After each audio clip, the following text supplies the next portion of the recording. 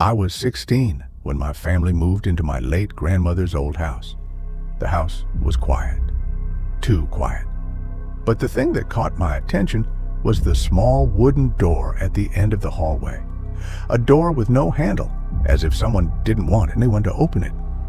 On the first night, while I was trying to sleep, I heard a faint scratching coming from the hallway. I went out to check and saw the small door moving on its own, trembling, as if something behind it wanted to get out. I called my mom, but she said with a pale face, "Don't go near that door. Your grandmother always said it must stay closed." The next night, there were whispers, clear whispers calling my name.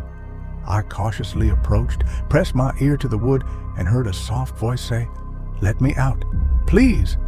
I stepped back in fear, but I noticed a small shadow of a foot moving slowly under the door. On the third day, I decided to end this nightmare. I grabbed a flashlight and waited until everyone slept, then walked toward the door. When I touched the wood, the whispers stopped, the trembling stopped, everything went silent. I pushed the door open and found a small dark room, its walls blackened as if fire had eaten them. But the strange thing was the broken mirror inside. I saw my reflection, but behind me was not the hallway. There was a child with black eyes, smiling, whispering the same words, "Let me out." I stepped back in terror, but the door slammed shut behind me and the flashlight went out.